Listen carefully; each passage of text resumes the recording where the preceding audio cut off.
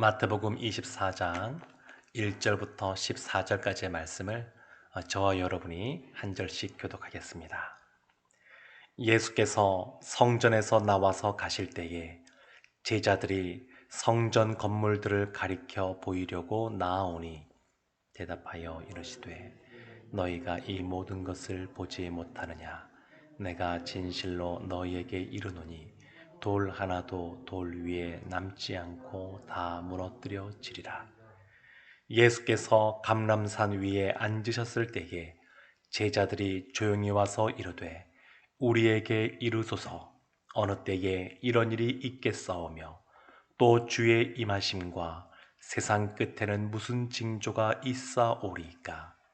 예수께서 대답하여 이르시되 너희가 사람의 미혹을 받지 않도록 주의하라. 많은 사람이 내 이름으로 와서 이르되 나는 그리스도라 하여 많은 사람을 미혹하리라. 난리와 난리 소문을 듣겠으나 너희는 삼가 두려워하지 말라. 이런 일이 있어야 하되 아직 끝은 아니니라. 민족이 민족을 나라가 나라를 대적하여 일어나겠고 곳곳에 기근과 지진이 있으리니 이 모든 것은 재난의 시작이니라.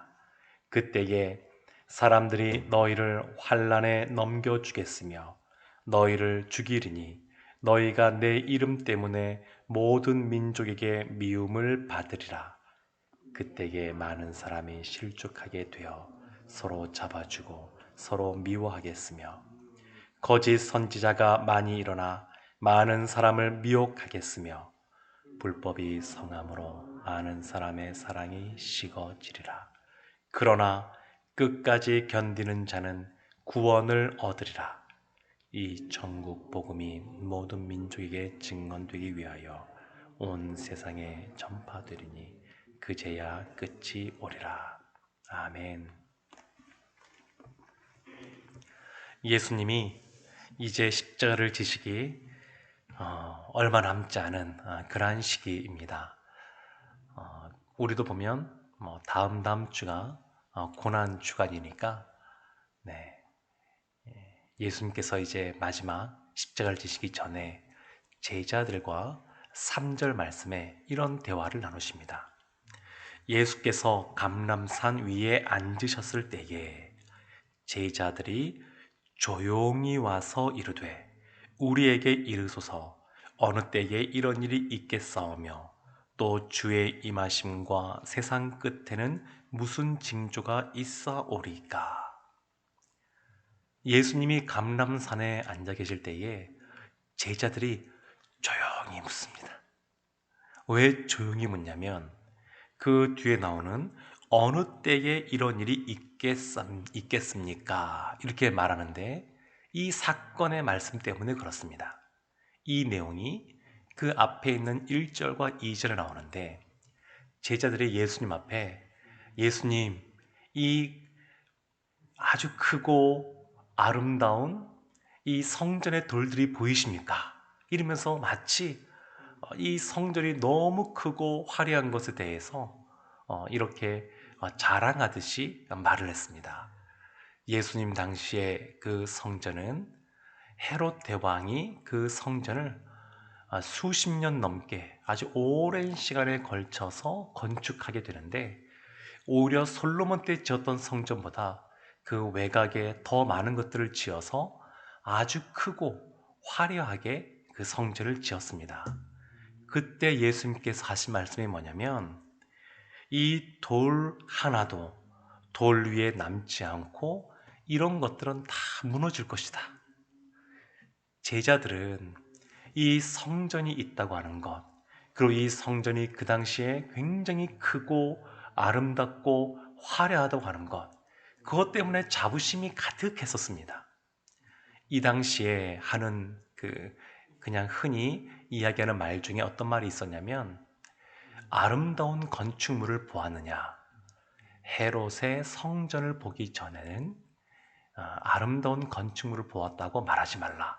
이런 말이 있을 정도로 그 당시에 그 사람들은 이 성전이 굉장히 크고 화려했기에 큰 자부심을 얻었습니다. 근데 예수님께서 그 성전이 돌 위에 하나도 남지 않고 다 무너질 것이다. 이렇게 말씀하시니까 굉장히 놀라고 충격을 받은 겁니다. 그래서 그들이 너무 충격이 크니까 예수님께 조용히 묻는 겁니다. 예수님, 어느 때에 이런 일이 일어나겠습니까? 그러면서 이어서 하는 말이 주의 임하심과 세상 끝에는 무슨 징조가 있겠습니까? 종말의 시대, 말세에는 어떤 징조가 있겠습니까? 우리 성도님들도 잘 아시는 것처럼 이 예수님이 재림하시는 하나님의 심판이 임하게 되는 그 말세의 그 시기, 날짜, 시간 이런 것들은 그 일시는 우리가 알지를 못합니다. 그리고 우리가 관심을 둘 것도 아닙니다. 다만 예수님이 부활 승천하시면서 내가 너희가 본 그대로 오리라 라고 말씀하시기 때문에 그때부터 지금까지는 계속 종말의 시대라고 말합니다. 그렇지만 이 종말의 시대에 나타나는 시대상이 있습니다. 종말의 때에 우리가 정확하게 그 일과 시는 알지 못하지만 그 종말의 때에 나타나게 될 시대상은 오늘 예수님께서 분명하게 말씀하고 계십니다. 그 말씀이 4절에 나옵니다. 예수께서 대답하여 이르시되 너희가 사람의 미혹을 받지 않도록 주의하라. 미혹이라고 하는 단어가 중요합니다. 마지막 때에는 미혹이라고 하는 것이 판을 친다는 겁니다. 그래서 5절에도 보면 많은 사람이 내 이름으로 와서 이르되 나는 그리스도라 하여 많은 사람을 미혹하리라. 오늘날도 우리가 많은 이단들을 보는데 이와 같은 사람들, 이렇게 내가 그리스도다라고 말하는 사람들, 이런 사람들이 많아질 거다라는 것입니다.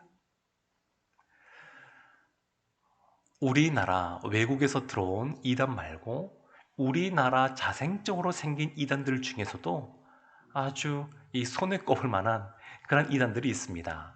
1세대 이단이라고 할 수 있는 통일교, 내가 육적인 그 메시아다 말하는 그런 통일교, 또 그 전도관, 천부교라고 하는 그러한 이단들이 있었습니다. 2세대 이단으로 꼽히는 이단이 우리가 잘 아는 신천지, 그리고 하나님의 교회라고 하는 안산홍 증인회, 그런 곳이 아주 대표적인 곳입니다. 이것이 아니어도 알게 모르게 우리 주변에 신사도 운동을 벌이는 예전엔 큰 믿음 교회, 지금은 이름을 바꿨습니다. 이름을 바꿔서 사랑하는 교회로 이름을 바꿨는데, 근데 그런 교회를 비롯한 여러 이단들이 있는 것을 볼 수 있습니다. 너희가 사람의 미혹을 받지 않도록 주의하라. 그래서 끊임없이 성도들을 미혹하는 일들이 있을 거라는 겁니다. 예수님이 이 말세에 이 종말의 시대 때 시대상을 말씀하시면서 여러 가지를 말씀하시지만 그 중심에는 무엇이냐면 성도를 향한 그런 말씀들이 있습니다. 이 성도들이 미혹을 받지 않도록 해야 된다. 이것이 첫 번째입니다.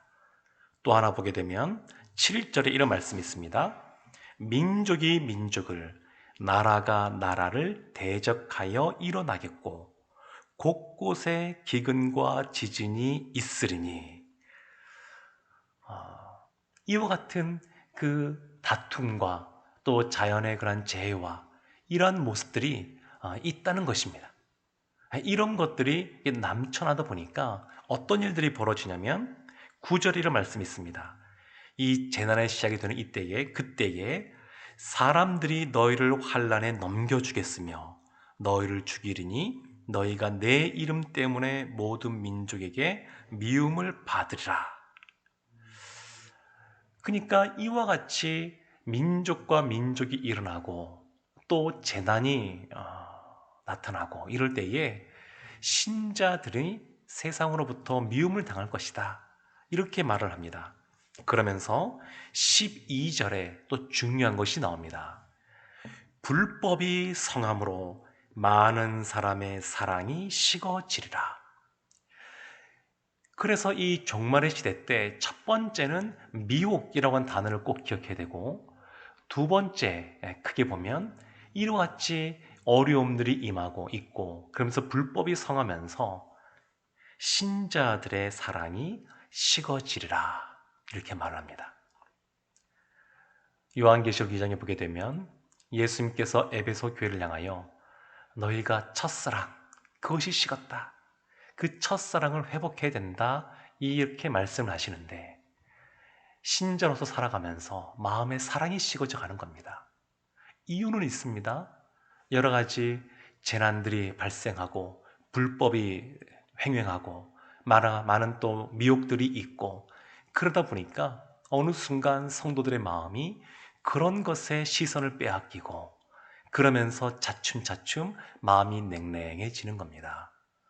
그러니까 마지막 때에 이와 같이 미혹이 판을 칠 것이고 성도들의 그러한 사랑이 식어지는 그런 안타까운 모습이 나타날 것입니다.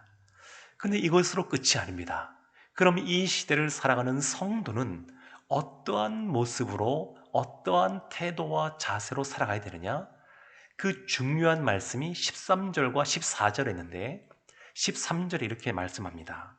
그러나 끝까지 견디는 자는 구원을 얻으리라. 아멘. 끝까지 견디는 것이 필요합니다. 세상에 우리로 하여금 미혹하고 유혹하는 것들, 많은 고난과 재난 가운데 우리를 미워하는 그러한 사람들이 많이 일어나는 그때에, 사람들의 마음이 식어져가는 그때에 우리도 함께 낙심하고 절망하는 것이 아니라, 시대의 흐름에 편승하여 따라가는 것이 아니라, 여전히 주님이 주신 그 약속의 말씀 붙잡고 끝까지 견디는 겁니다. 믿음, 소망, 사랑이라고 말할 때 그 소망은 믿음을 가지고 그것이 이루어질 때까지 끝까지 붙잡는 겁니다. 우리가 일상을 살아갈 때에 이 환경이 녹록지가 않습니다. 오직 주님만 바라보고 살아가고 싶은데, 그러나 우리의 마음을 뒤흔들고 우리의 귀를 뒤흔드는 그런 미혹의 말들이 있습니다. 시험하는 말들이 있습니다. 그런 환경이 있습니다. 그래서 우리의 마음이 식어져 갈 수밖에 없는 아주 객관적으로 납득이 될 만한 상황들이 주어집니다. 그러나 그렇다 그래서 우리가 그렇게 가면 안 되고, 늘 우리 안에 주님의 사랑의 마음이 가득 차고, 또 주님 안에서 복음의 감격이 가득 차고, 늘 우리의 심령 속에 그와 같은 것이 가득 차서 끝까지 견디는 삶을 살아야 될 줄로 믿습니다. 그러면서 끝까지 견디면서 무엇을 해야 되냐면 14절에 이렇게 말합니다. 이 천국 복음이 모든 민족에게 증언되기 위하여 온 세상에 전파되리니 그제야 끝이 오리라. 세상이 그렇게 미혹이 판을 치고, 그리고 사람들과 또 이 나라가 참 어려운 일들에 처하게 되고 그런 것 같지만, 그러한 상황 속에서 하나님 나라는 확장될 것이라고 말씀합니다. 예수님께서 우리에게 주신 사명이 있습니다. 예루살렘과 온 유대와 사마리아와 땅 끝까지 이르러 내 증인이 되리라, 이렇게 말씀하시는데, 우리의 힘으로서가 아니라 주님께서 성령을 부어주시고 우리로 하여금 이렇게 증인이 되는 삶을 살 수 있도록 만들어 주신다라고 하셨습니다. 그리고 이와 같이 전도자의 삶을 사는 것이 우리의 사명인데, 이 일상을 끝까지 견디며 전도자의 사명을 감당할 때 하나님께서 우리를 통하여 구원을 주실 뿐만 아니라 이 땅 가운데 속히 하나님 나라가 완성되는 것을 보게 할 줄로 믿습니다. 사랑하는 성도 여러분, 말세에 그 일과 시는 우리가 알지 못하지만, 그러나 이 말세의 시대가 어떠한 시대인지를 우리가 알고 늘 깨어 우리가 끝까지 견디는 전도자, 사명자의 삶을 다 살아가시기를 주님의 이름으로 축원합니다. 아멘. 기도하겠습니다.